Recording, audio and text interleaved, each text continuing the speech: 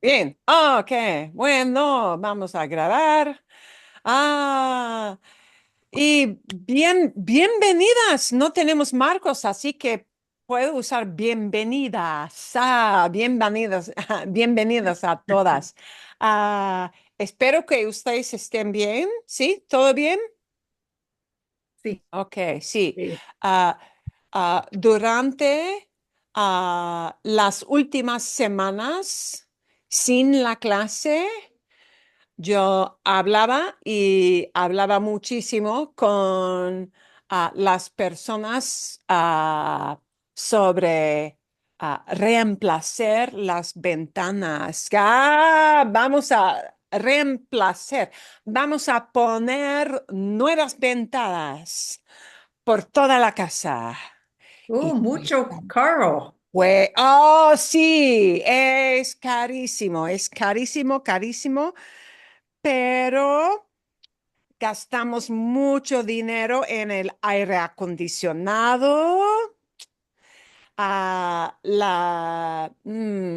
nuestra casa mm, fue construida en 1987, así que las ventanas tienen como 35, casi 40 años y las ventanas no funcionan muy bien. Así que gastamos mucho dinero en el aire acondicionado, en la electricidad y vamos a reemplazar todo. ¡Ah! ¡Wow! Ok, estaba muy ocupada. Bueno, vamos a empezar las clases del otoño, Y vamos a practicar un poquito más espero que podamos mejorar la fluidez un poquito más, como siempre, ¿sí?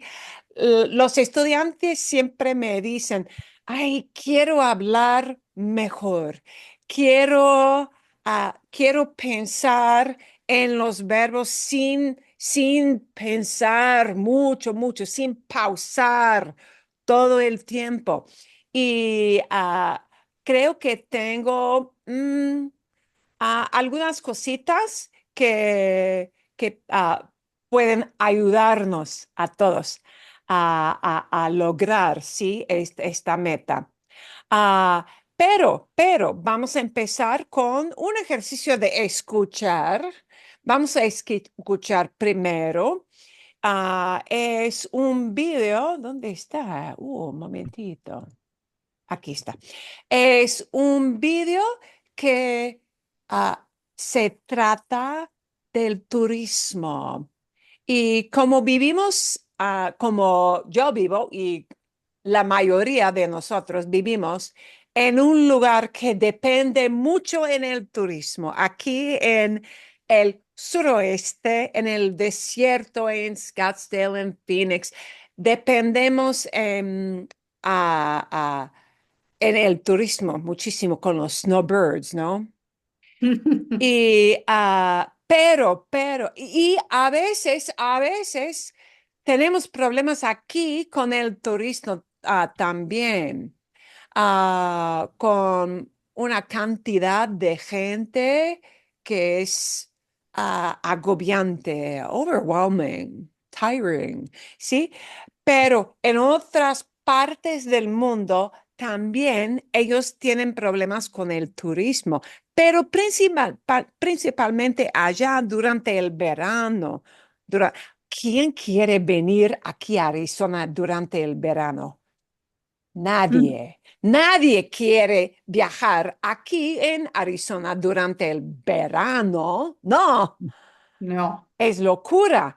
Pero en otras partes del mundo, sí, el verano, claro, es, es muy popular viajar durante casi todo el verano, claro. Y en muchas ciudades hay problemas bastante graves. con el turismo. Y así que vamos a tomar la oportunidad de escuchar a algunas entrevistas muy pequeñas, entrevistas cortas sobre el turismo y sobre todo el turismo en Barcelona. Había muchos problemas este verano, este año en Barcelona, ¿sí? Ah, Problemas con la gente que normalmente vive en Barcelona y gente bastante agresiva con turistas en su ciudad de Barcelona. Y voy a poner los subtítulos aquí. ¿Pueden ver la chica aquí? La chica con la camiseta rosa, ¿sí? Bien, vale, bueno. Muy candente estas últimas semanas en Barcelona. Pero, ¿qué piensan los barceloneses? Barceloneses, las personas que viven en Barcelona se llaman barceloneses. People who live there, ¿sí? Barceloneses. Vamos a averiguarlo. What I want you to notice is just how people will often talk in fragments. What I want you to notice is, sometimes they will speak not even using a verb, sometimes using it, but notice little changes and tenses. Notice all those things. Yo te voy a decir una palabra y tú me dices qué asocias con ella, Oh, I'll give you a word and you'll tell me what you connect to that. Hola, Caroline. Sí, bien. ¿vale? Turismo. Barcelona. ¿Y cómo relacionas Barcelona y turismo? Bueno, pues una ciudad que vive el turismo y que Y vive el turismo. I want you to notice one little thing about that word vive and vivimos, all the forms of vivir. Many times they use vivir not in the idea of, not with the idea of I live here, but the idea of we experience things. The way we use the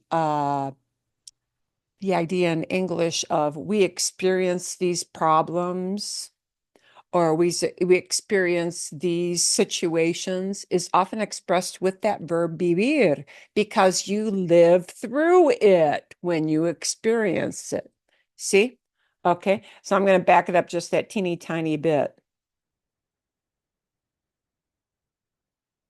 es una ciudad que vive el turismo y que Vive el turismo, lives off of tourism, experiences tourism. Yeah. Vive el turismo. Así que se dice así, lives off tourism, but also you'll see it used later on with the idea of we experience, we go through this. que últimamente además hay mucho ruido, ¿no? Sobre la turismofobia, ¿no? Aquí Turismofobia, sí, las acciones agresivas contra los turistas en Barcelona, sí. Turismofobia. en Barcelona. Sol. ¿Vale? ¿Y Barcelona y turismo? Poquito de caos. Poquito de caos. Dependiendo de la zona de Barcelona, por estas zonas, por ejemplo, está muy tranquilo, pero en el centro sí que hay mucha gente y es otra Barcelona, se transforma. Cuando te digo la palabra turismo, ¿qué te viene a la cabeza? Guiris. Guiris. Guiris es como se dice en México, gringos. Guiris para los españoles en España es equivalente a gringos en México. Pero guiris se refiere a todas las personas que vienen de todos los países, sí, de Inglaterra, de Francia, de Italia, de Noruega, de Finlandia, o sea, cualquier país. Guiris. Vale, ¿puedes explicar un poco qué es esto de los guiris? Sí, bueno, que básicamente tú vas paseando por la ciudad y poca gente te encuentras que sea de aquí. You don't meet anybody who's from here. simplemente hay un montón de gente extranjera. ¿Y Barcelona y turismo? Lleno. Lleno, full. Demasiado concentrado. Gente, muchedumbre. Muchedumbre, muchedumbre es la palabra para crowds, sí, muchedumbre. ¿Y turismo y Barcelona? Más gente, más muchedumbre. Justo esa palabra acá es bastante polémica, siento hoy en día. Yo como no soy turista porque Escuchen, ella no es de España, ¿sí? estoy hace un tiempo ya viviendo acá, pero bueno, hoy día se nota mucho la cantidad de turismo y de gente que viene a Barcelona. Masivo. ¿Por We'll come back to her later. She speaks Spanish. She's a native Spanish speaker, but she's not from Spain, and you can tell from the way she talks. Ella es de Argentina. She's got a very Argentine accent. You'll hear it a little bit later when she has other snippets. She's got a lot of the zh, so listen when you see her. qué te ha venido esta a la cabeza? Bueno, porque es un tema un poco candente hoy en día. Y sí, un tema candente. Candente es too hot to handle. Candente, too hot to handle, yeah? A burning question. Candente. ¿Barcelona y turismo? ¿Qué relación crees que tiene?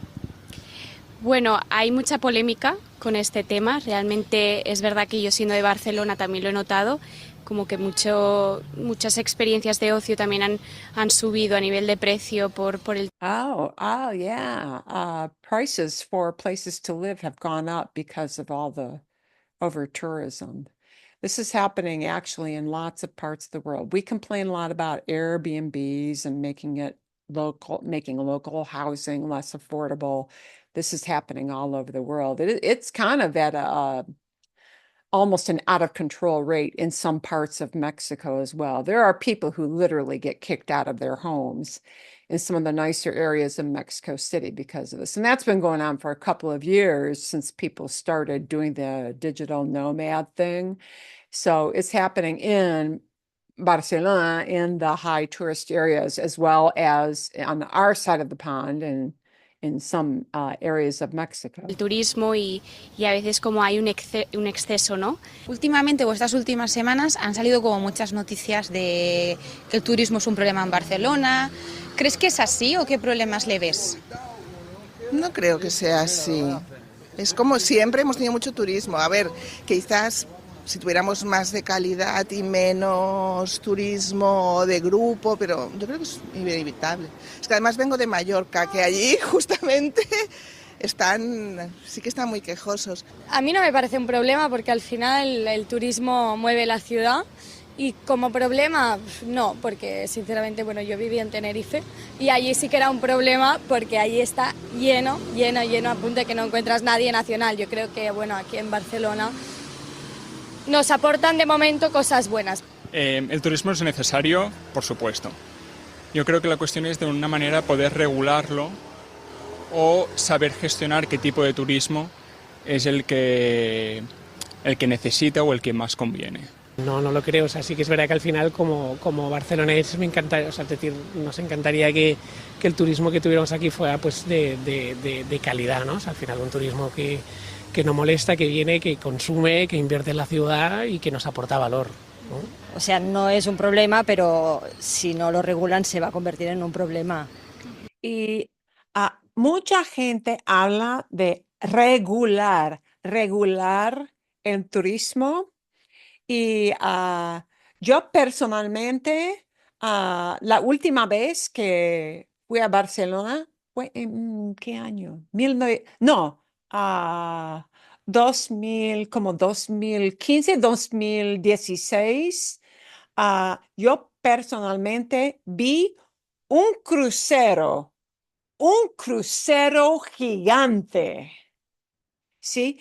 Que se acercó a Barcelona y era como ver hormigas. It was like watching ants, ¿sí? La gente que salía caminando del crucero directamente a como una cantidad como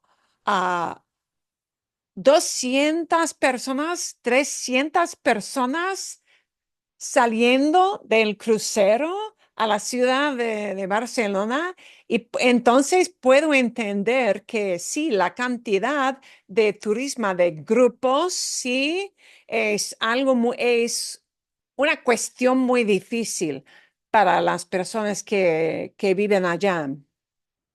O sea, hay zonas que la gente que vivimos en Barcelona ya no visitamos, ya no ponemos los pies. Depende de dónde vives. Yo vivo en la zona alta, cerca de allí, y no hay problema. Tal vez en estos barrios no tanto porque son más residenciales o no llega tanto turismo. No llega. Es Argentina. Pero tal vez vas a la Rambla y hoy día con, no sé, 40 grados de calor en agosto, está lleno, no se puede caminar, no se puede nada.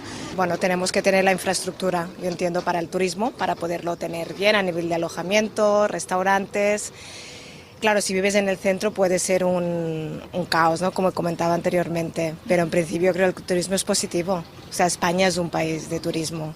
Dices que hay algunas zonas, ¿no?, que ya no visitas tanto. Por ejemplo, Las Ramblas, Plaza Cataluña, o sea, hace años te podías sentar en... Sí, ella está hablando hay zonas, hay zonas de la ciudad de Barcelona donde los nativos no pueden entrar porque hay una cantidad de turistas, una cantidad enorme de turistas. En el Zurich, por decir alguno, ahora ya no pones los pies, o sea... Ya no pones los pies. You don't even set foot. You don't put your foot in there. Decimos en inglés, sí, you don't set your foot in there. Y poner es set también, ¿sí? No pones los pies. A veces llega un tipo de turismo que no es respetuoso con la ciudad, ¿no? Y la propia persona local pues se siente como un poco invadida o que no se está cuidando suficientemente la ciudad, ¿no? Mucha oferta de piso de alquiler se haya ido enfocado al turismo y por lo tanto esto ha hecho que la oferta del local pues haya disminuido, ¿no? Se ha focalizado mucho más y entonces esto hace que los precios suban un montón. Sí que es verdad que vas a la Barceloneta de noche y a lo mejor es un desastre porque está lleno de botellones, tal. No sé, están como las dos caras. A mí, yo no me siento local, entonces a veces cuando dicen cosas maybe tipo de los turistas, de la gente que aumenta los alquileres, es como, me toca como una fibra media, tal vez están hablando un poco de mí. She is talking about this. It kind of hits a nerve when people talk about tourism and prices of places to live go up. And I think, are they talking about me? Because they know she's from Argentina, the way she speaks, but she lives there now. And so she feels a little bit like, are they thinking that about me? And you'll notice she's going to say, oh, no, we don't say that about you. Because, yeah, you may speak with an accent, but you're okay. Pero bueno, no sé. te duele un poquito. Un poquito. Does it hurt? Sí. Pero me dicen, no, bueno, vos no sos turista. Vos Oh, estás... yeah, you're not a tourist. Even though you speak with an, you're not a tourist. Yeah, you're okay. Oye, no pasa nada. You're okay. No pasa nada. No big deal. Entonces, Carla, ¿cómo podemos ser? And they're going to have a self-promotion, so we're going to skip through that and get to a few more comments right to the end. Cuando haces turismo, cuando tú eres la turista, Cuando tú eres turista. So she's saying, let's turn the tables. What about when you're the tourist? If you're going to complain about tourism, what about when you're the tourist? ¿cómo sueles comportarte? How do you ¿Qué usually behave? intentas hacer? Bueno, lo mismo que hacen todos los turistas. Si realmente yo creo que vas de vacaciones a un sitio y lo único que haces pues es intentar ver los monumentos históricos, cosas interesantes de esta ciudad e intentar comportarte lo máximo posible como la gente de allí. No voy con un planning de tengo que visitar estos sitios. Por ejemplo, si voy a una ciudad como muy típica, como Roma, no he ido. Pero no iría al Coliseo soy turista de ciudades quizás, que lo que más me gusta es ciudades y ir pues en autobús, en bicicleta, intentar ir a lo típico y un poco a lo lejos, pero bueno, no lo sé. Ay, yo creo que soy respetuosa. Yo no viajo con grupos muy grandes, nunca, pero creo que es también un poco cultural eso. Bueno, mi marido, por ejemplo, es inglés. O sea, nosotros, Emily, por ejemplo, mi hija es un mix, ¿no? O sea, que el turismo para nosotros, claro, ya lo vivimos, ¿no? Tenemos aquí There que lo vivimos, ya lo vivimos. We lived through this. gente de fuera. No, intentamos vivir como un local. O sea, con Intentamos vivir como local. We try to live like locals. niños, por ejemplo, alquilamos un piso, vivimos en el centro de la ciudad, vamos a los supermercados, hacemos vida como gente de allí, ¿no? Me gusta ir a la montaña durante el verano porque yo quiero escapar un poco las playas que están llenas, entonces me voy a la montaña generalmente. Por supuesto, me gusta ser lo máximo respetuosa e incluso si tengo la oportunidad de poder hablar la lengua de ese país, pues también hacer el esfuerzo y dirigirme con su lengua. Informarme antes de ir, dónde tengo que ir y luego pues cuidar la ciudad pues como cuido o intento cuidar la que vivo.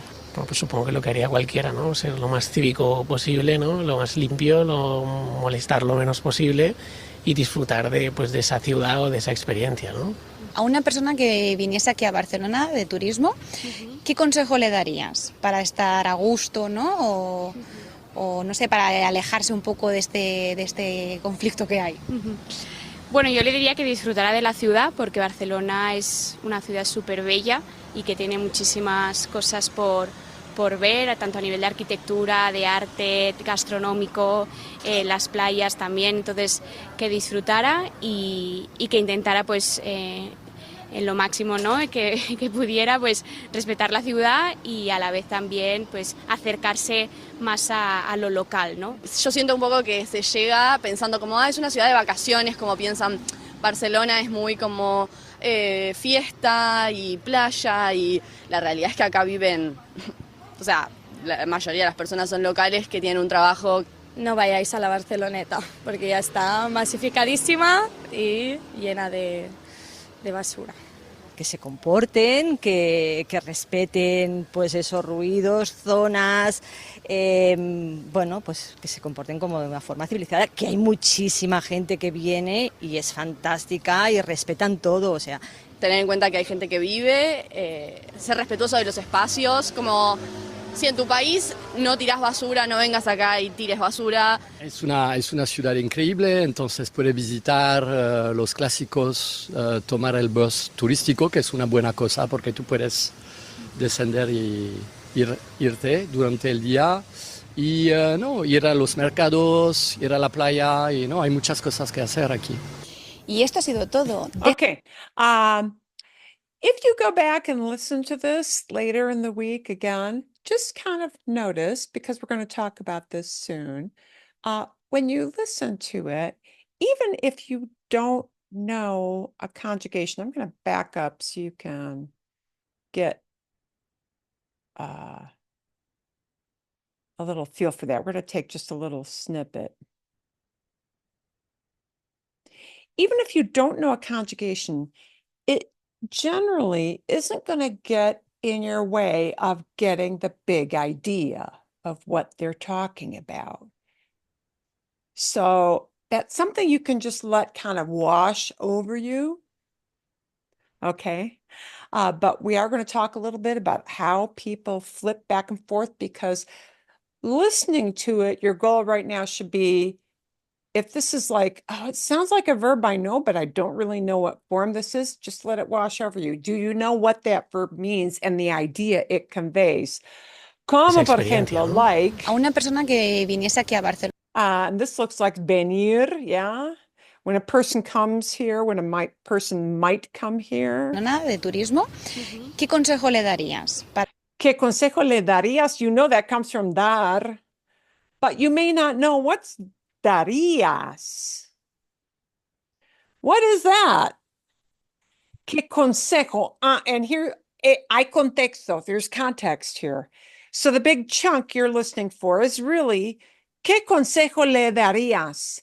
¿Qué consejo, what advice? ¿Qué consejo le darías? What advice, and you know it means give, and you know the mean le means to somebody.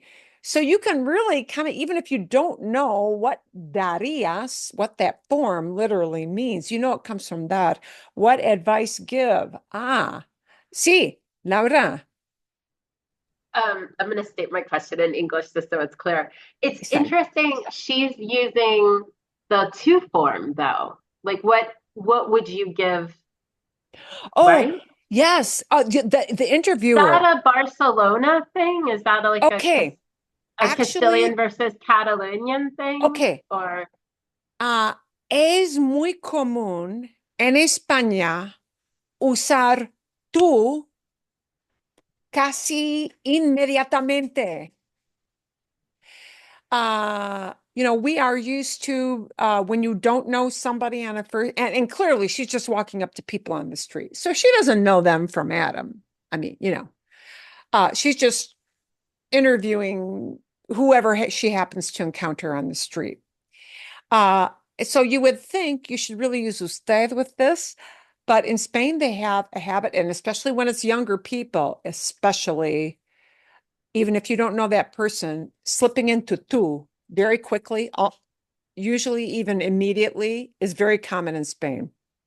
Mm. You will sometimes find some older Spaniards who kind of are a little put off by that because they find it to be falta de respeto, a little bit lacking respect. But for a young person interviewing another young person on the street, this feels totally normal. okay, so it might be like generational as well. It Like is, very famously, Brigitte Bardot, although she spoke French naturally with her yeah, parents, she said she and her sister had to use the vous form with their yeah. parents their whole lives. You're right in that it Like, is a very generational thing. And mm. older Spaniards of like my age and older, some people have very mixed feelings about that because they feel it's a little too familiar. Uh, but Okay, that was like I thought maybe it was a Barcelona thing, but you think it's more of like all of Spain, oh, you said. yeah, definitely. Okay. I have heard a number of people who have been interviewed talking about cultural changes uh in Mexico and Spain and various places, but uh in Spain, one of the comments that comes up right away is that, well, people just start speaking with tú. They start tuteando. They start, speaking to you using tú like right away. And they find that the older folks sometimes feel that a little off-putting. Can you speak to how it is in Mexico then? Like vis-a-vis Mexico, Um, is it okay to tutuyando everybody too, I or is think that like if culturally you're, not accepted? yeah, I think if you're young, it is. Tuteando is young people immediately go into it. Yes. Okay. It would, so if you are like, I'm gonna just generally peg it at 30 and under. If you're 30-ish and under and you're speaking to other young people, uh, um, and especially if it's not in an office service kind of setting, people are going to go into tú pretty quickly with other young people. The more you get into a formal setting, like going into an embassy to fix something with your passport, going into a store setting where you're buying groceries, uh, you'll probably err more to the side of using usted. Can I ask a really fast question? Yeah. What if you walked into your home and it was being burgled and there was a burglar standing in front? What would the average person, would you use two? Which, because I Like get realized out. he's using two to say, hey, we're Yeah. friends. Yeah. Like But wouldn't you get that have to use blankety blank out of instead? here kind of comment. Yeah, Yeah. like that wouldn't Yeah, that be an probably too. instead? Because we're not friends. You don't belong here. Like this Yeah. is definitely an instead situation, right? I think, yes, I think that does happen too Okay. because it's looking down your nose a bit. at somebody. Who do you think you are?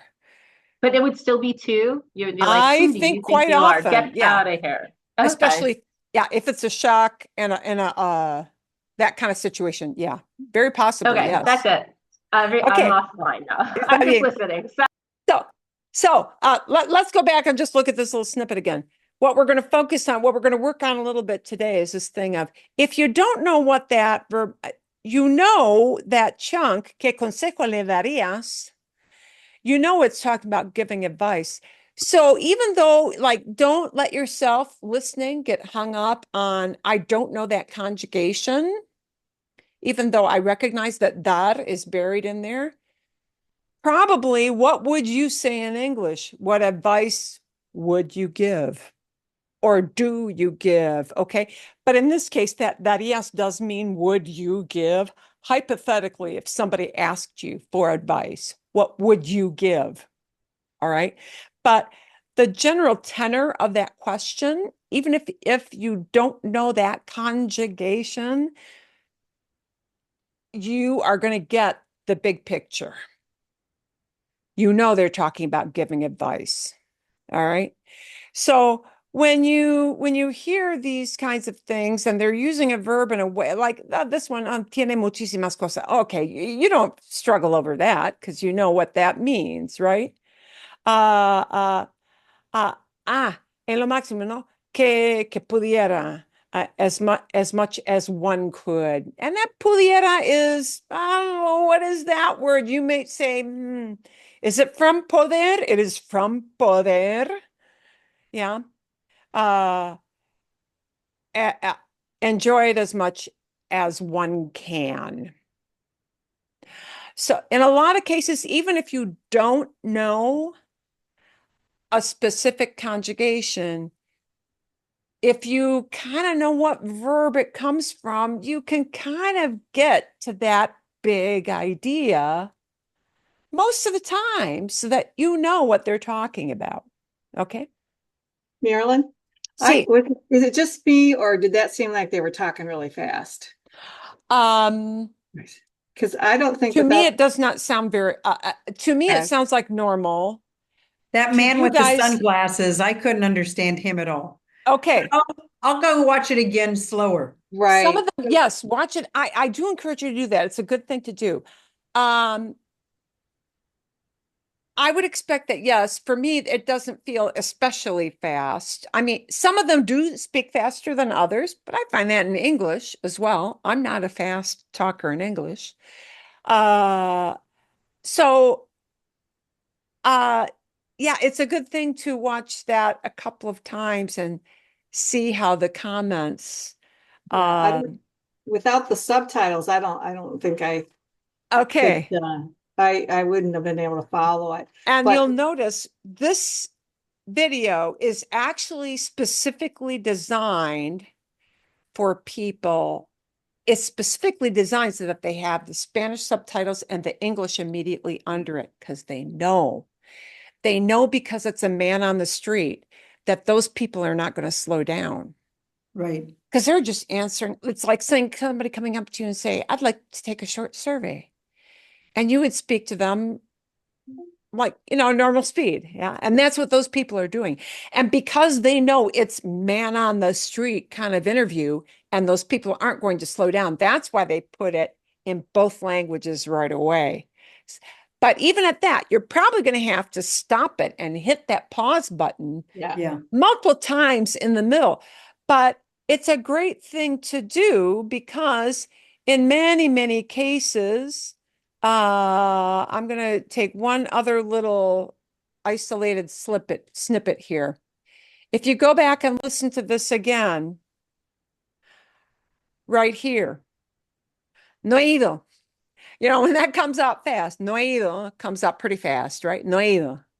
I haven't gone. And they translate that as I haven't been there because they're talking about like when you're a tourist, what do you do when you get out there? No he ido. I haven't gone. No iría, you still hear ir in there. And you may say, I don't know what that iría is. Wait, it's not boy, it's not fui, it's not present, it's not past, but you know that ir is there. So it's about going. You're not sure maybe what time element they're talking about. And that iria is what they call a conditional. And it means I wouldn't, paired with the no. No iria, I wouldn't go. I would not go. Meaning again, it's a hypothetical. That particular tense is like a hypothetical thing, meaning, oh, it isn't happening really, but what if? What if it did? See, iria. No iria, I wouldn't go. So just kind of notice some of those. You won't see them all the time, but once in a while you'll see, and maybe even e ido. That ido comes from ir. That is the same thing as like he comido, I have eaten. He visto, I have seen. He enviado, I have sent. He comprado, I have bought. Yeah. It's the ado ido thing. But because ir is such a short verb, the only thing you've got to turn into an ado ido is you take away the IR off of ir, and what do you got left? Nothing. So it's ido. Yeah. That's all you get tagged on. No ido, I haven't gone. I've never been there. Marilyn, not to keep harping on the Spanish versus Latin America Spanish, but wouldn't this no ido is more like for Spain, isn't it? Like, what is that It's the more for common way? Spain. That's a good It would, question. how would you say in Mexico? I haven't been there. It would probably be more In that guilty. context, they would be likely, even in Mexico, to use that. Oh, no Because that's the ido? context of have you ever. Oh, okay. And the have And you I ever, haven't ever. yeah, Okay. it's like asking for your bucket list kind of question. Yeah. So for while Spaniards use the e ido a lot for whatever I did today. Yeah, that's where we left off last summer when in summer session. A Mexican will say, or from any part of Latin America, really, ¿qué hiciste hoy? What did you do today? If the question is to somebody who's sitting next to you, ¿qué hiciste hoy? What did you do today? Un Latinoamericano, a Latin American will typically say, compré algunas cosas en el supermercado, limpié la casa, preparé la comida. Okay, and they'll give you all pretérito, pretérito, pretérito. You ask a Spaniard, ¿qué hiciste hoy? What did you do today? Because it's in the today, it's likely not to come out as compré algunas cosas, but he comprado muchas okay. cosas. He preparado el plato principal. I fixed the main meal. He limpiado. If it's in today's time frame, a Spaniard is likely to do that.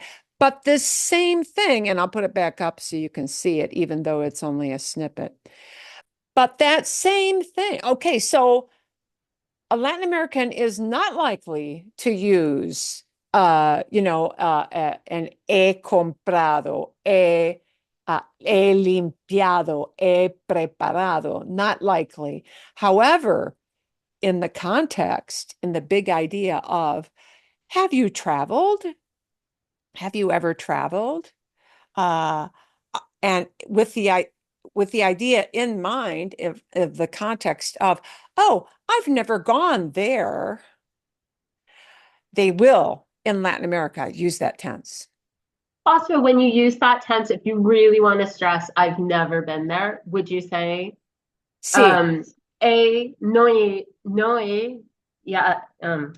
Ido nunca? Or no? No he ido nunca. I've never gone. Okay. Sí. Okay. Or the flip side, the positive might be, alguna vez at some time, bucket list idea, bucket list context. Alguna vez he viajado a los parques nacionales en Utah. I have traveled to the parks in Utah. Alguna vez, at some time, the bucket list. So This tense, which is a compound, it just means we're linking these two verbs together, right? Haber and the hado, ido kind of tag along. It is used in that context of the have you ever. Yeah. Have you ever gone mountain climbing? Have you ever gone ice skating? Have you ever gone surfing? Yeah. The have you ever question. And you only know that really from the whole context of a conversation, right? There's very seldom. Okay, a phrase that may signal that may be the phrase alguna vez, at some time. Okay, but you may not even get that little time trigger of alguna vez. Maybe you will, maybe you won't. But from the context of the whole conversation, you get it. Okay, bien. I do encourage you to go back and listen to that. It's vale la pena. It's worth it. Okay, a ver. Ah, entonces, cuando, cuando practicamos español, cuando practicamos un idioma, otro idioma, ¿sí? Es muy común a tener dificultades usando los verbos, ¿no? Y tú personalmente tienes que pensar, que tiene que pensar y pensar y pensar un poco, o tienes que pausar un poco. Sí, tienes que pensar y pausar en pensar cuál es el tiempo verbal que debo usar. What's the verb tense I need to use? Especially if you want to flip back and forth from present to past. We do this very, very effortlessly in English, but it is an effort for us. So what we want to kind of take a look at is maybe a different way to approach that. A lot of times the focus is on memorizing tables. I mean, I had to memorize verb tables going through school, endless verb tables. And, you got to be ready for any situation. Okay, fine. But let's take a quick look. We're just going to take a look again at why that is daunting to us. We necesito el sonido aquí. Well, I'm not going to play this whole video because it is long, but you can, knowing the, oops, we didn't want that. Momento. Dai, ¿qué pasó?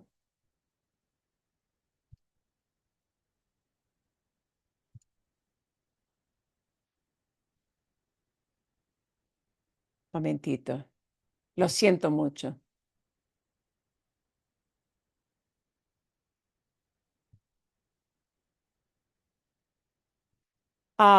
We can get very tied up with, oh, no, that was the right one. Okay, no, but it wasn't the right one. Right person, wrong video.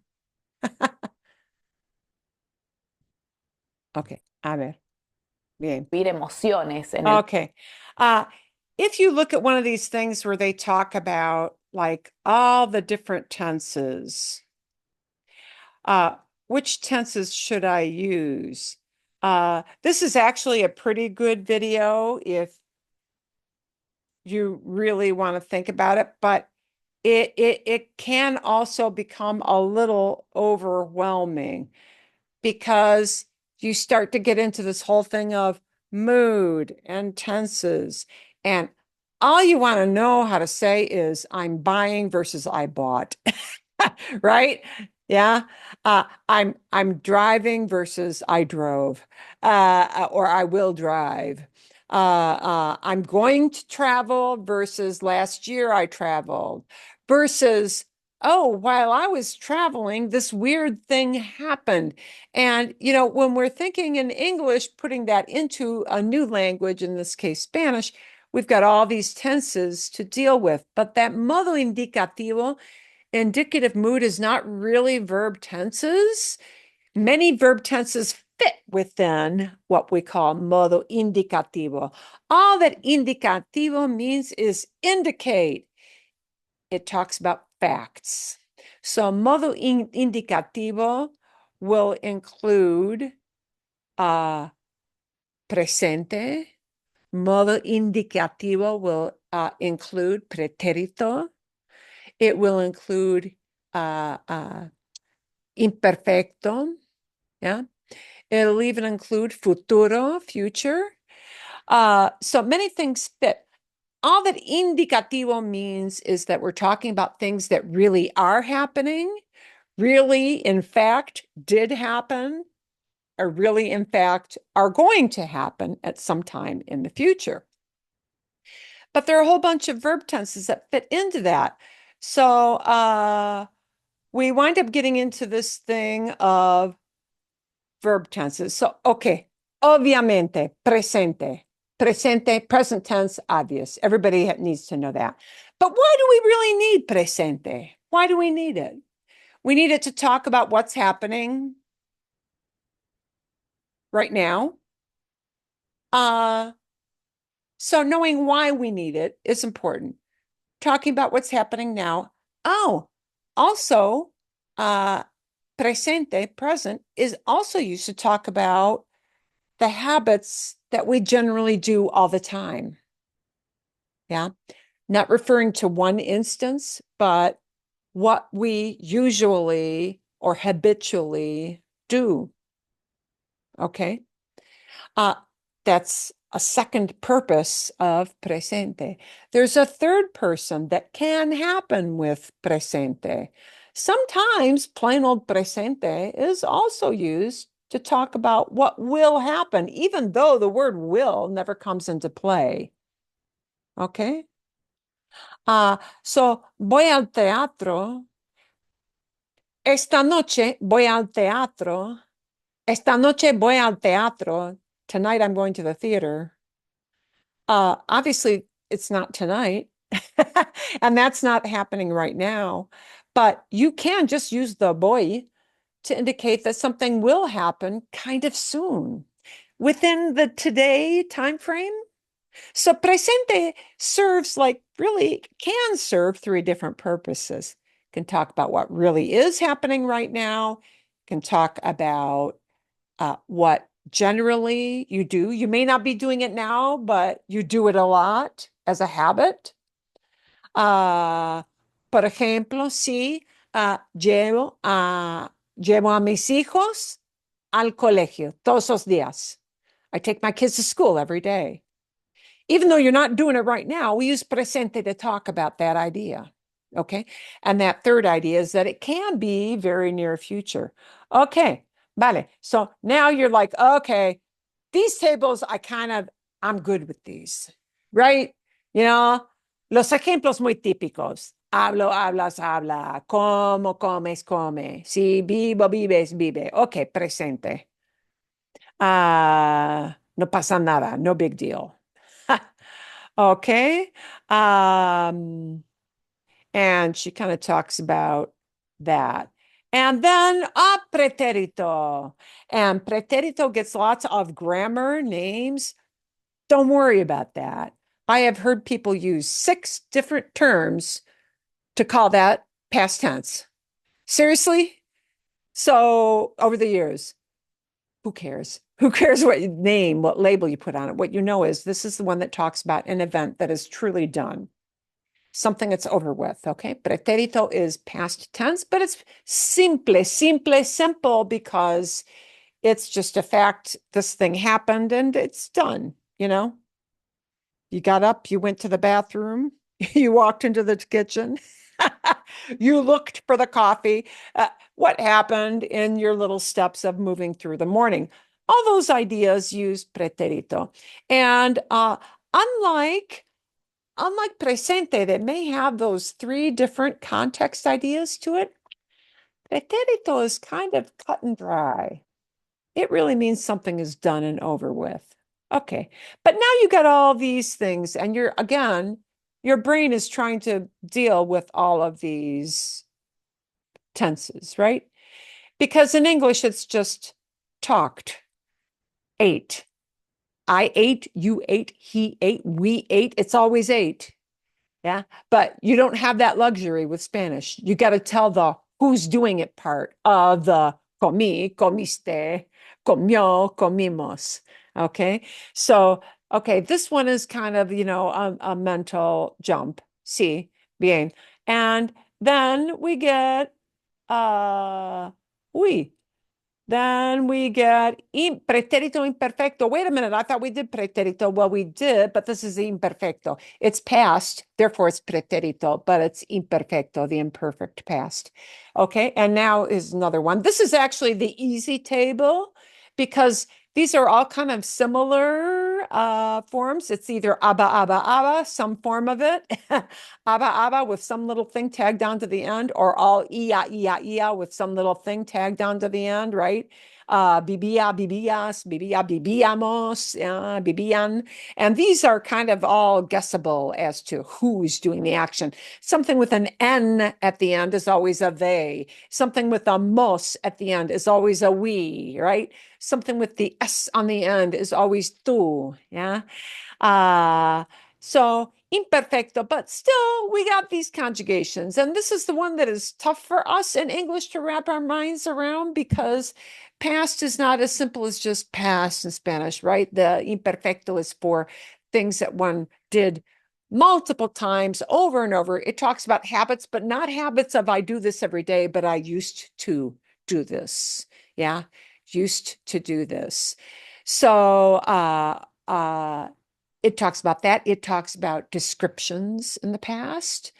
Uh, it talks about this was happening, and oh, listen carefully because I used imperfecto, because I used caminaba en el parque.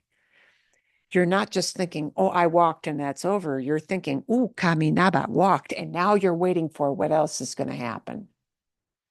Caminaba says, I was walking along, and the listener, because they hear caminaba, thinks, oh, something else is going to happen and interrupt in the middle. What will that be? And they hang on your narration. Okay. So, imperfecto.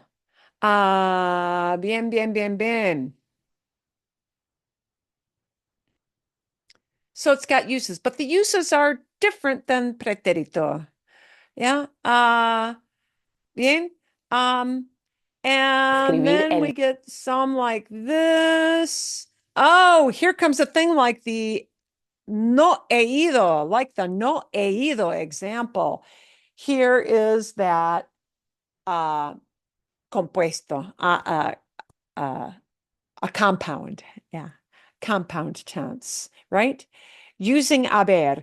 And actually, even though a lot of people kind of balk at this, it is a super easy tense to use because for present perfect, the he ido, I have gone, we only conjugate one verb, and the verb we conjugate is haber. So all you got to know is has, hemos, well, habéis only in Spain, but not here, and an. And It's then just hard to hear it. Hmm? Those words get slurred over so quickly. They do get I can slurred over. reading it and writing it is easy enough, but hearing that. So here's our cue. Exactamente, Nora. Sí. It is very easy reading it. It is much harder when you hear it because look how short those words are. As, a. How long did it take to say that? Hardly anything. And you don't hear the H. In my brain, I still say the H. And you don't hear the H because it doesn't make a sound. Like that guy in the first video, Aido, it's like he ido, and he doesn't stop. He ido. Right, Aido. So speaking about how we listen for that, you're listening for that slide of vowels, and it's very hard for us to do. I'd probably still pick out the Ido, with a little practice. A slides into the next vowel of E, eido, and it goes that fast. Yeah. It goes that fast. It goes maybe less fast with he comprado, But Yes. A though goes by pretty fast. And Yeah. now it's over your head, right? And gone and out and oh, what did I just hear? Okay. But again, this is the have you ever. You're not going to hear this as often in Latin America. You're going to hear this all the time in Spain, but you won't hear it as often in Latin America. You're going to hear it in that context of the have you ever. Okay, so the context of why we use it is a little bit different. Can you survive without knowing that tense? You probably can. Can you survive in Spain without knowing that tense? Ooh, that's going to be tough. Can you survive in Latin America without knowing that tense? Yeah, you can squeeze by. You can maybe squeeze by. Okay, okay. A ver, future, futuro. You know what? You can definitely live without that. You will hear much less of that because most people don't use this tense if they're chit-chatting with people. They don't. They don't bother. Not to say they'll never use it. They will, but they're going to use ir a, ir a. Yeah. Voy a hablar con él. I'm going to talk with him. Vamos a calcular los precios. We're going to calculate, we're going to, add up the prices. Vamos a calcular.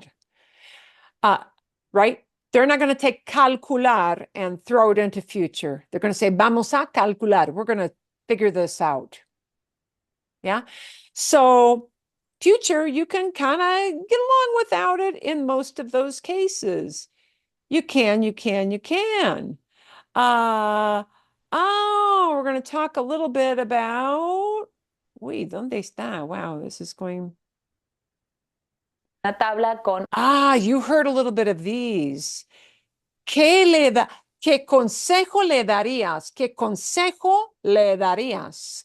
What advice would you give? This is what they call condicional. The way you know it is el condicional.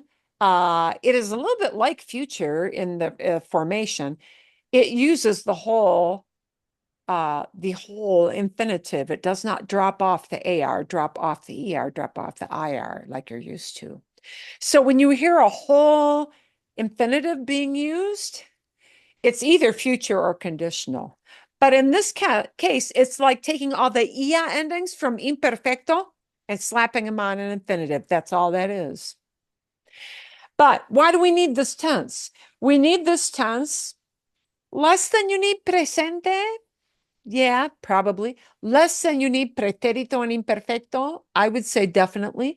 But condicional has a purpose, okay? And the context, the need for condicional is to talk about what you would do if, yeah. Meaning it isn't really happening right now, but what would happen? You're thinking in hypotheticals, see? ¿Qué consejo le darías? Means nobody's asking your advice, but if they did. Yeah, what would you give them? So it has its purpose. It is used quite often. Another purpose besides the hypothetical, there's a second purpose for this in which it can be valuable. It is a way of expressing an idea in a more polite, more soft pedal, less in your face kind of way. Okay? And she gives one example of that. How's this different than subjunctive? Sí, perdón. How's it different than the subjunctive? Which I still A don't little really bit know. different, often used with some subjunctives sometimes, but okay, uso. Lo usamos para pedir algo de una persona forma respetuosa.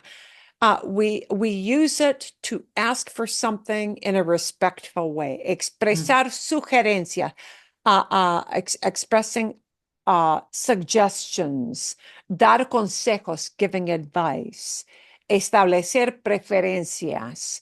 So it's used to be polite or to state your preferences, but in a not in your face kind of way. And here's the great. ¿Me pasarías la sal, por favor? There is an example. Let's see. That's a polite request. Me pasarías, ¿sí? Pasarías, and I don't know why that pasar is in there. That pasarme should be taken out. Me pasarías la sal. Would you pass me the salt? Yeah. So for a would you please in a really formal setting, that can be useful. That could happen to you, maybe, like in a store or in an office, in a bank, in a doctor's office. It could be useful. Like, Preferiría sentarme en la ventanilla en el avión, por favor.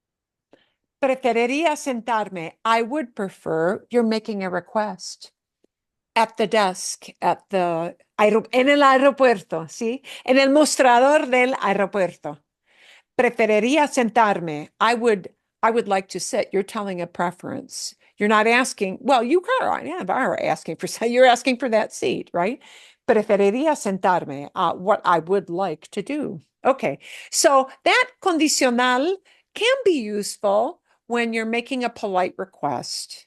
Okay, do you have to have that to survive? Maybe not, but it does make you seem like a more polite person when you travel. And then she starts to get into all the subjunctive things. So, okay. What was the purpose of looking at that? Purpose of looking at that is that we have this jumble of tenses. And when you're listening, like to the Barcelona video, don't get too hung up on knowing every word, but recognize the basic verb form and kind of let it wash over you. You may not know the exact time frame. You may need to get that fully on the second or third listening. Yeah. But now this becomes more of a problem when we speak. Yeah, because when you speak, you do not have the luxury of reading and thinking about it and letting your brain process it. Yeah. You've got to be thinking faster, and that's where we get clumped up. Okay. So one thing, which I'm not going to show you the video because again, it's rather long. There's a very nice video. I will show you the guy who made it, and I'll leave it as a reference for those of you who want to like do the nerd thing of really dive in. This guy actually developed some tables which might be useful. And although I never promote that people absolutely buy something, he talked about which verb tenses should you really know.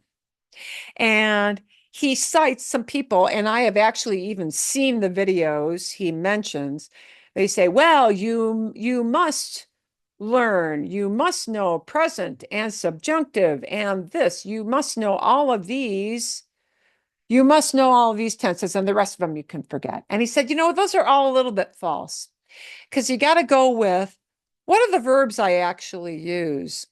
And he's actually developed a chart where by color coding, he shows you here are the tenses of this verb that are super important, and you're going to hear them a lot.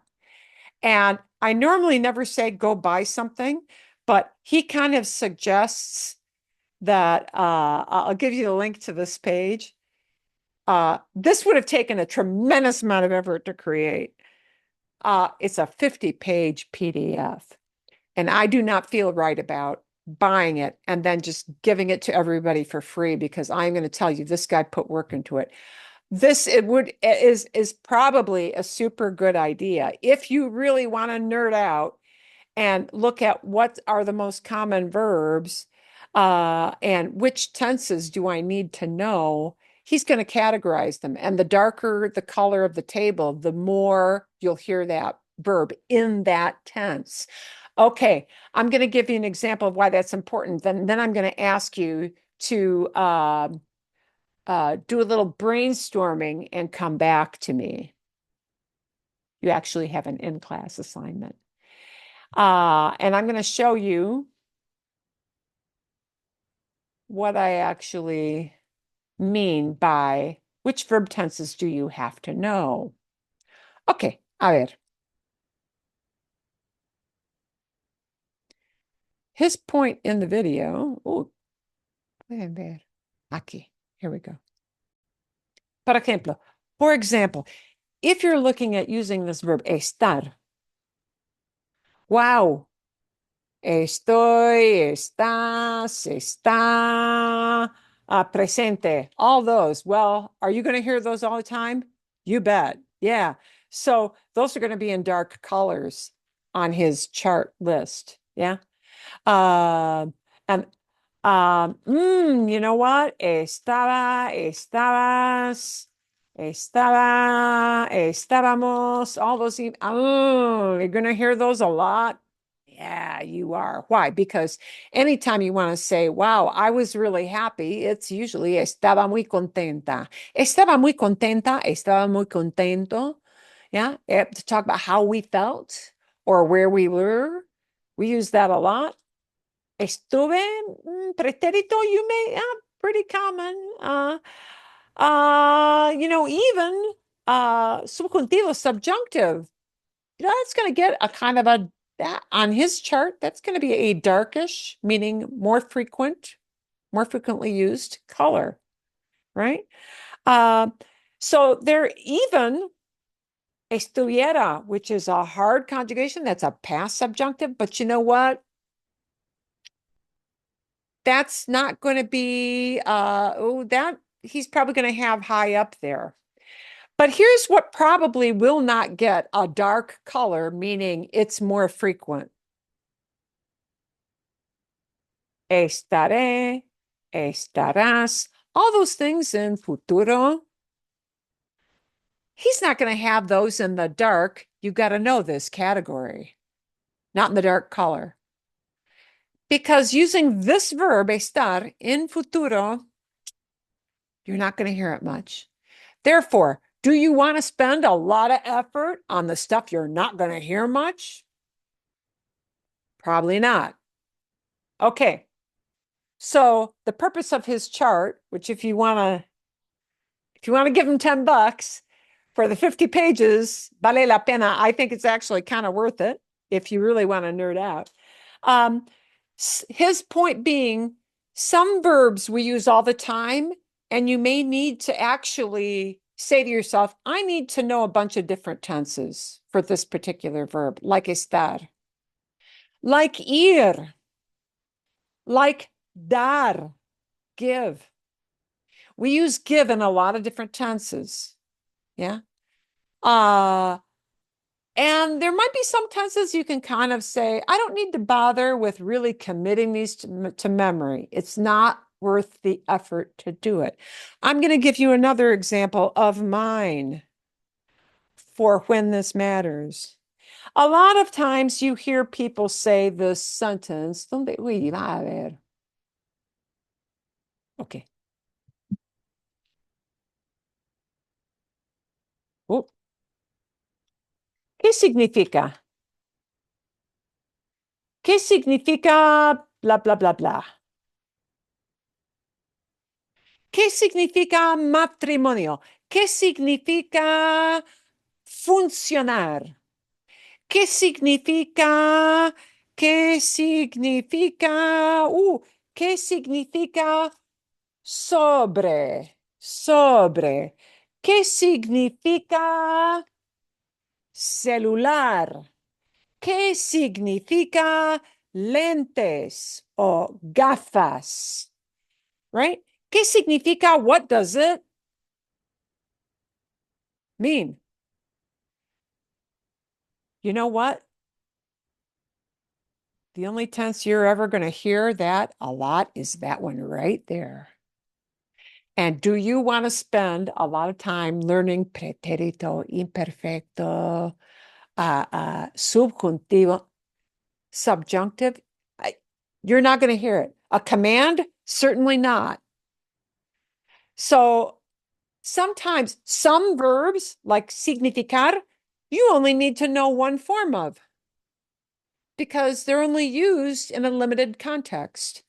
Some verbs, like estar, are used all the time in a whole lot of contexts. So it's a good idea to commit to memory at least maybe the yo form of a whole bunch of different tenses. because you'll hear them a lot. But are you going to need that futuro for estar? Nah. Are you going to need anything, any tense outside of significa? Or yeah, are you going to need anything outside of significa? Probably not. Does it exist on a table, on a chart? It does, but it's not worth your time investing in that one. See, vale? Okay. So the point is, certain verbs we use all the time, and maybe it's a good idea to have to really commit to memory more than one tense in a particular verb. And we could take it one step beyond. Which tenses should I know so that I can grab them right away so that when I speak, it can come out of my mouth quickly. And when we say grab a different tense right away, quite often it's that you'll form that should come to you quickly because we often talk about ourselves a lot because we have to. Yeah. So what I want to do with you guys is I'm only going to break you into two groups, but I do want to have two groups, and I'm going to give you just 5 minutes. I want you guys to kind of do a brainstorming. You may want to take a little note to yourself. It can be on scrap paper. I want you to pick out a verb, and estar is already on our list, so you know that. A verb, I want you to pick between 5 and 10 verbs that you think are essential survival verbs, where it's like, I think I need to know more than one tense for this. And furthermore,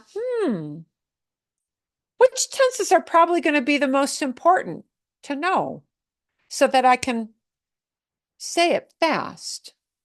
Yeah. So I'm going to give you just 5 minutes, no more than that, to kind of talk in a small group. Think about that and come back at me because this is your chance to give me some feedback. And we're going to kind of brainstorm from that on which forms are probably going to be most important. Entienden? Understand? I don't want you to conjugate all those forms. I want you to come up with between 5 and 10 infinitives that you think, wow, I can't in normal conversation live without these. And we'll see how many tenses are probably going to be important for you to know in those. See? Vale? Make sense? ¿Tiene sentido? Okay. I'm going to set my timer 5 minutes only and then come back with your ideas to me and out you will go. I got to find my stopwatch. Uy, mi cronómetro.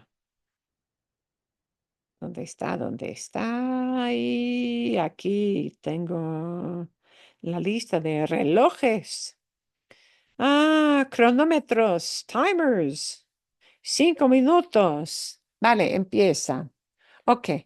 Puedo adivinar. I can always guess what some of these are going to be. Hola, Mariana. Oh, can you and I get in? Back, I accidentally clicked it off. Come on, I was in one with no. I think if I move you to the other group, it'll let you join again. Hang on. Did you get a button? Yeah. Yes, that happens. I can often guess. Ooh, let's see if I can guess some of the verbs they're going to come back with. But the reason I'm sending people out to do that. Oh no, Mariana. There's a box that comes up and I click it and it's Let like me try one more time. Okay.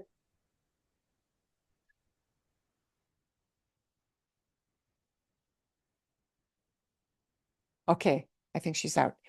Okay.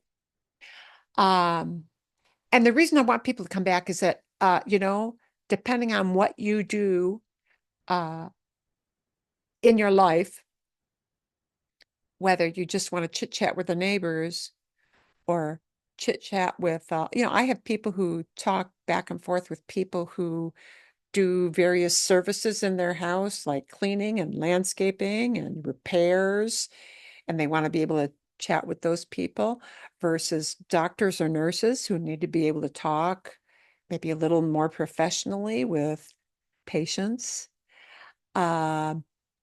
versus people who work in school settings, who have to work with little kids who are in an ESL setting.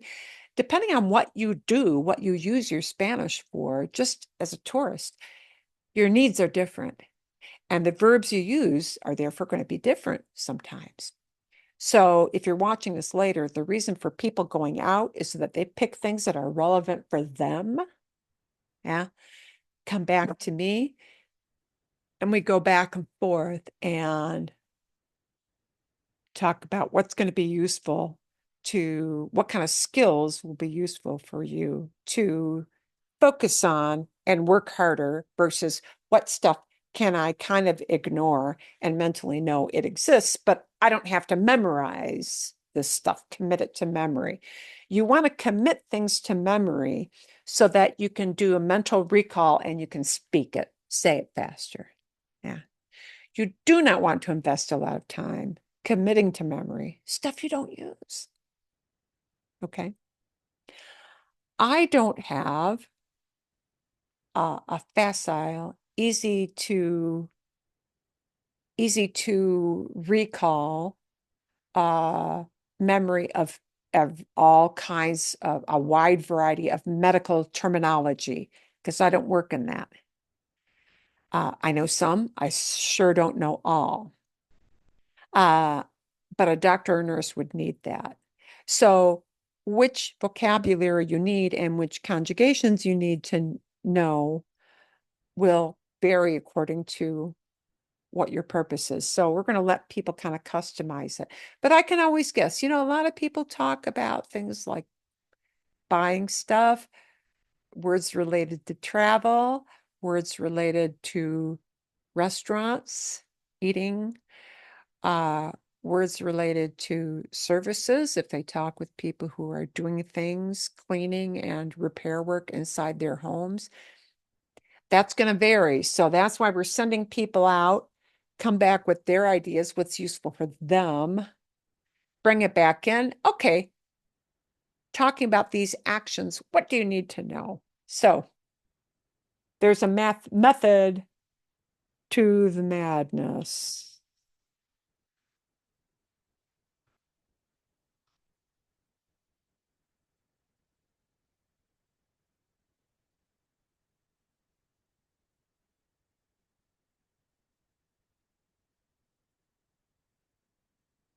Okay.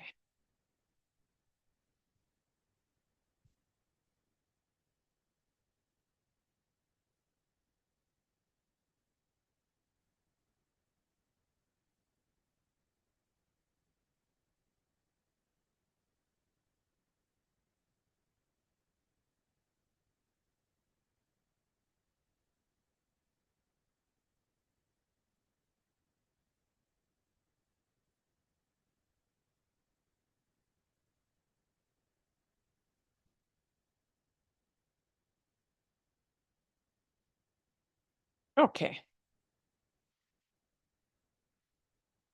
Got mi cronómetro. Mi cronómetro sonó. Okay, it sounded off. We're going to close the rooms. It'll give them a few seconds to come on back. Probably won't need a ton of time.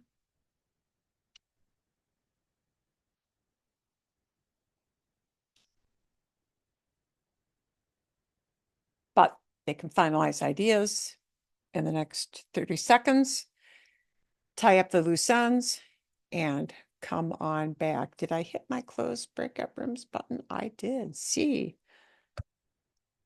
Lo hice. I did it.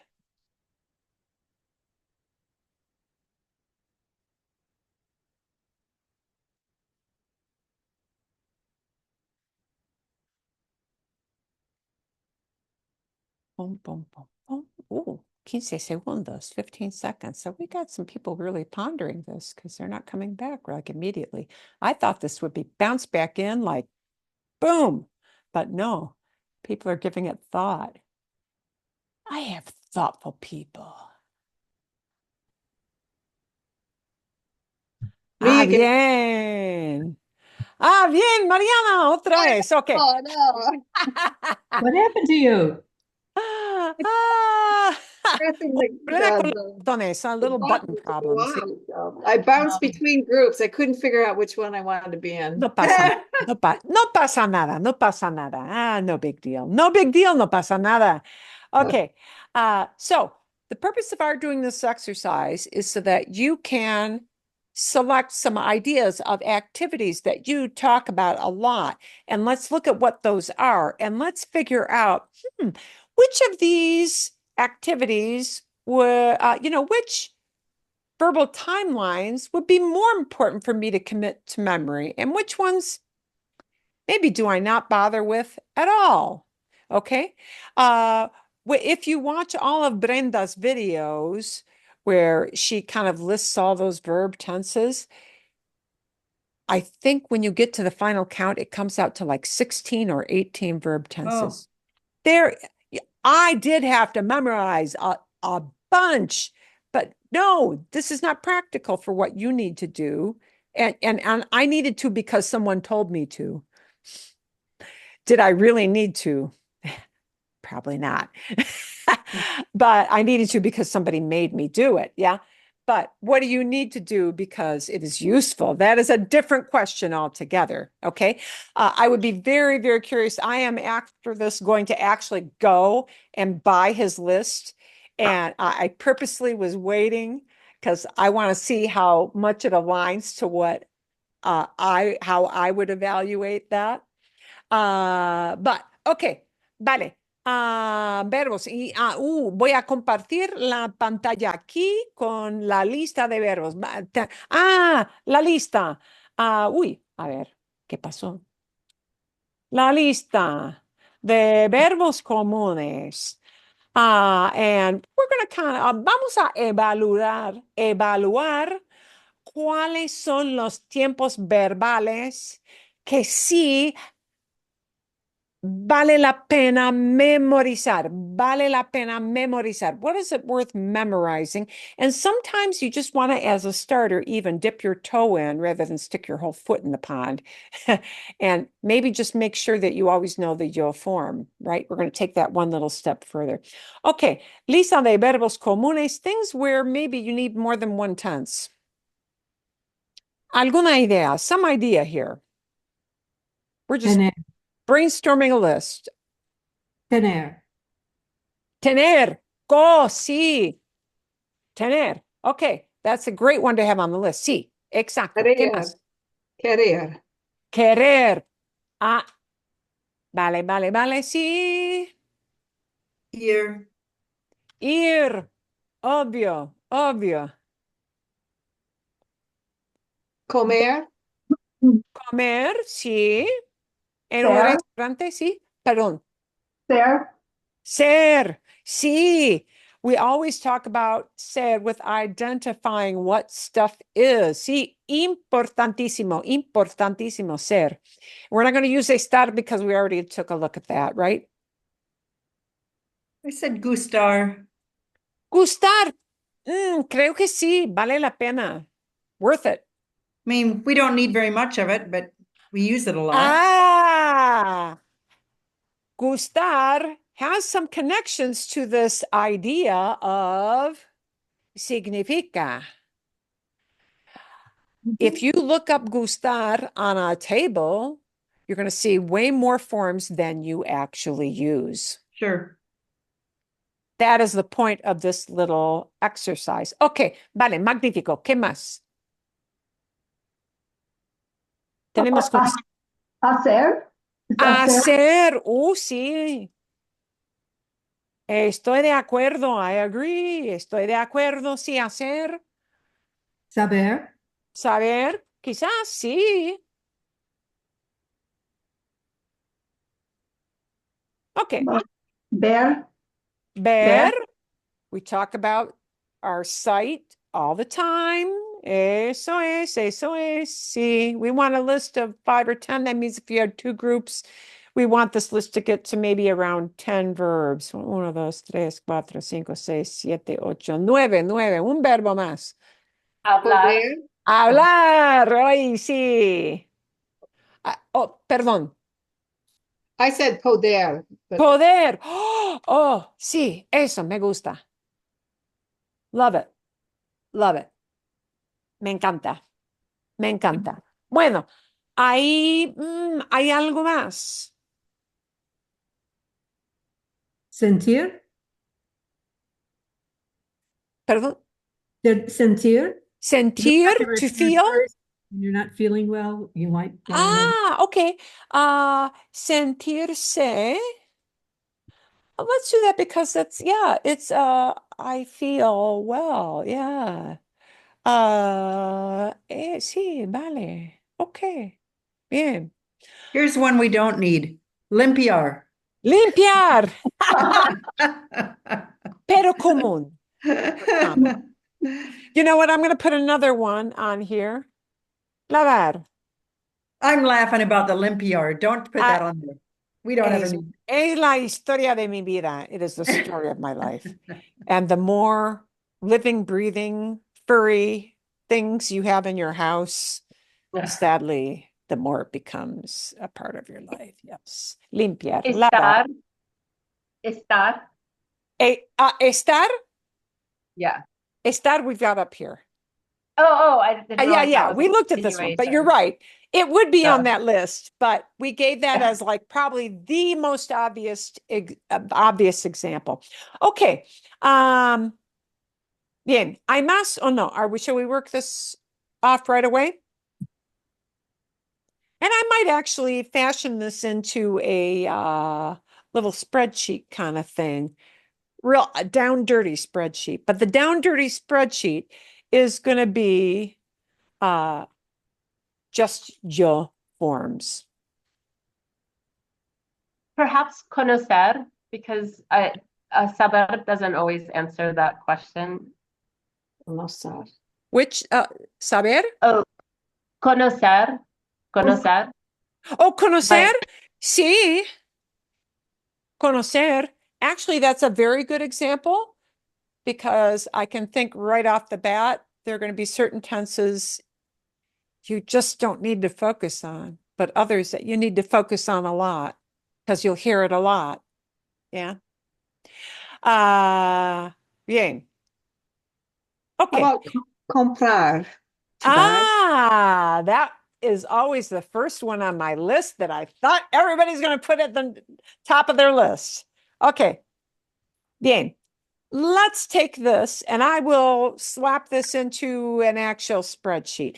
But the spreadsheet, because I don't want it to go on for tables and tables, because the guy who devised this, 50-page, hello, that's a lot.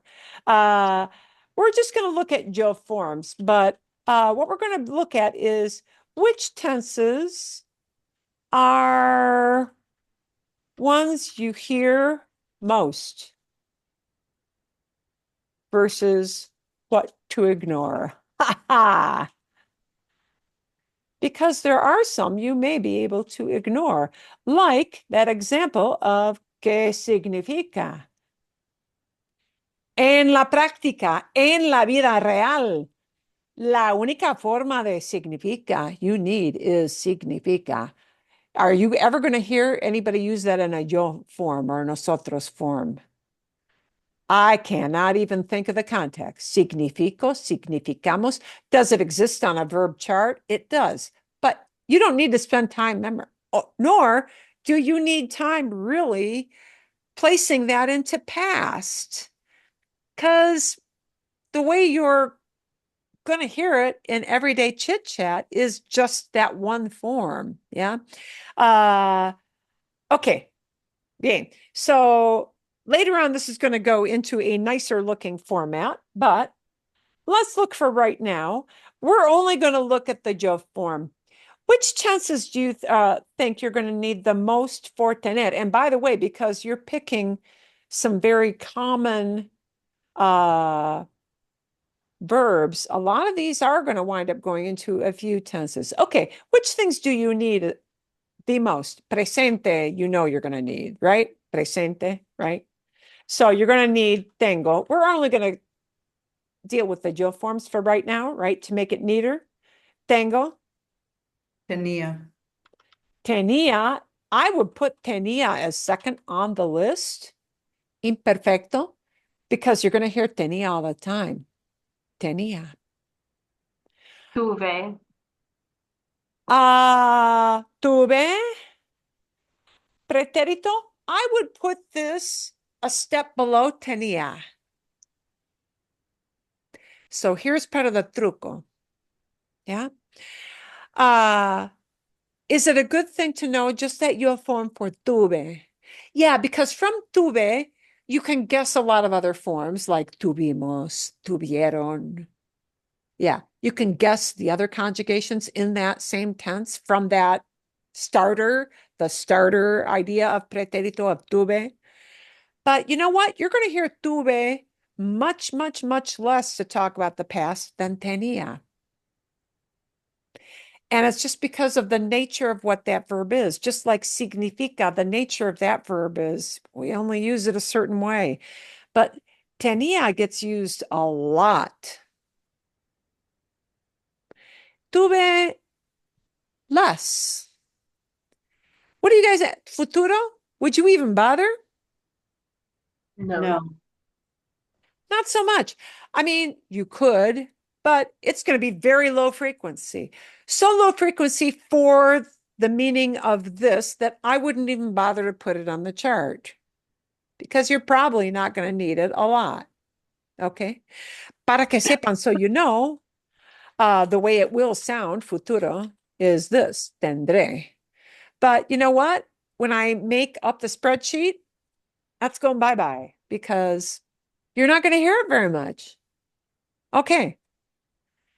Tenga, the subjunctive. Oh, La yeah. clave. Here is a key. Here is a verb because we use it so much, because it is used in everyday speech all the time. Knowing what it sounds like in a command and or because they're the same subjunctive form is actually, you're going to hear tenga a lot. You know what? You're going to hear tenga more. If I had money to bet on it, I would bet money on this. You're going to hear tenga more. I would bump it in front of tuve.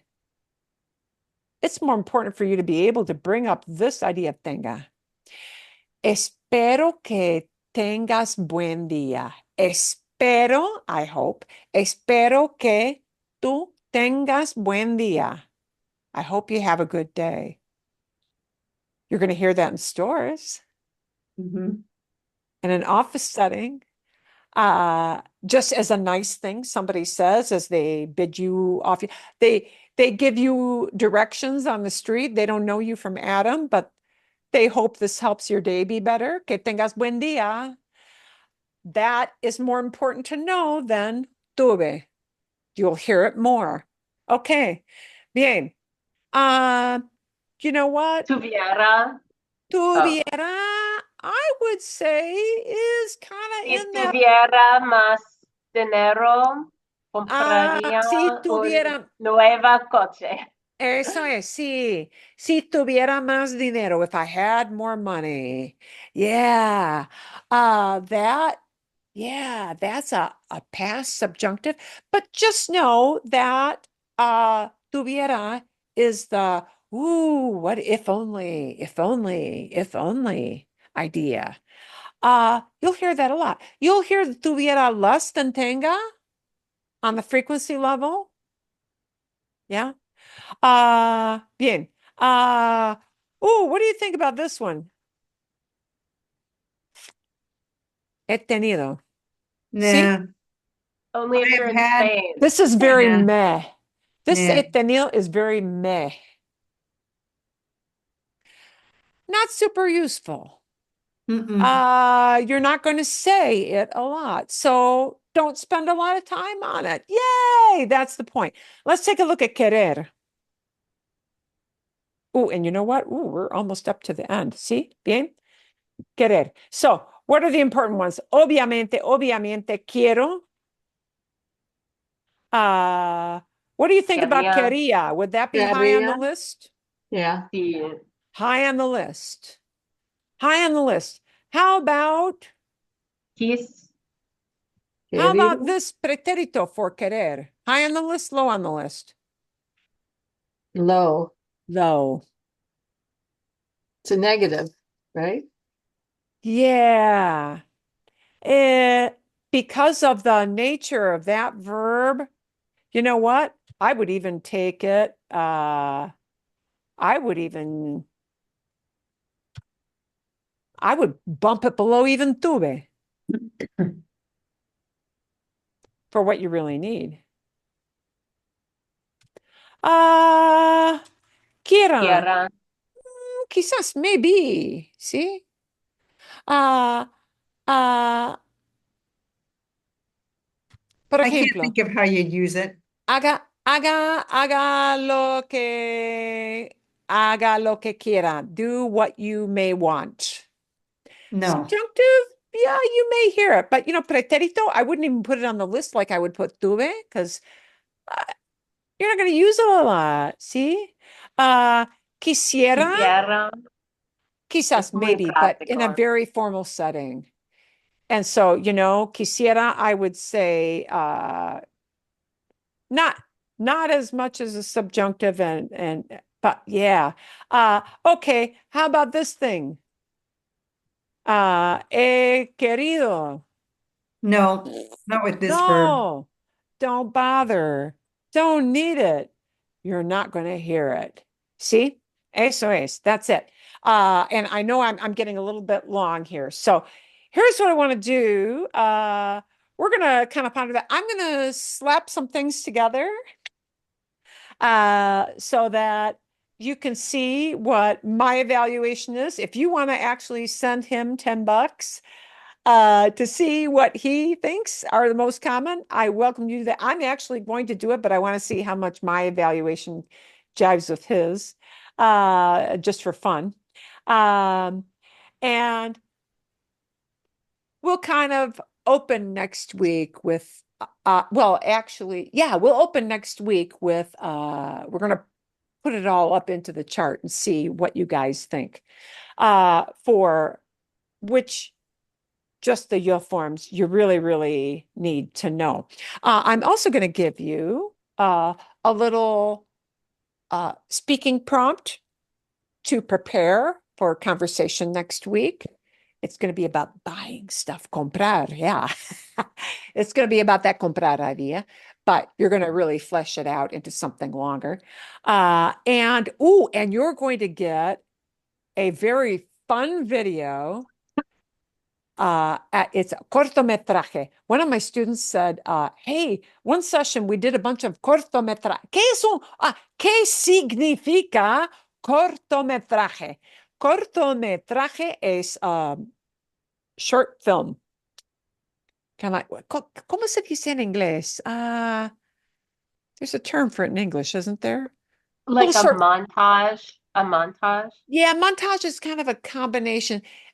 Cortometraje is a non-feature film, a film that's like Oh, a film between short. 5 and 20 minutes. They're Yeah, a a little film short. story. Yeah, but they're not a full-length feature. Yeah.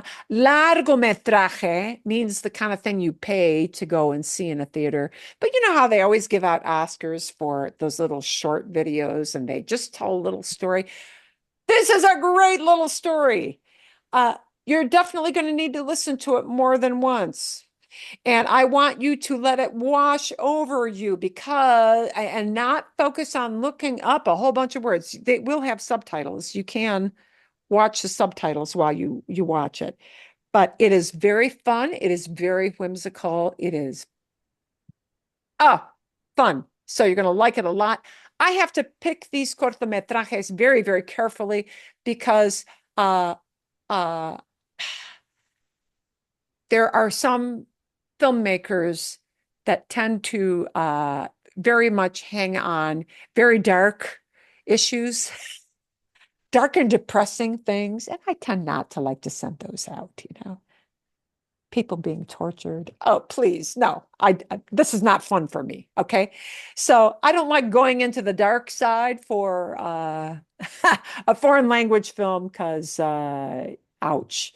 Sometimes even in English, that hurts my brain. Okay, so you're going to have a very fun thing to watch, a very fun thing to prepare to talk about. And we're going to come back and maybe um, we'll have you ponder which forms of these verbs might be of interest. ¿Sí? ¿Vale? ¿Todo bien? Todo bien. Magnífico. Muchísimas gracias. Muchísimas gracias. Y espero que ustedes tengan muy buena semana. I hope you have a really good week.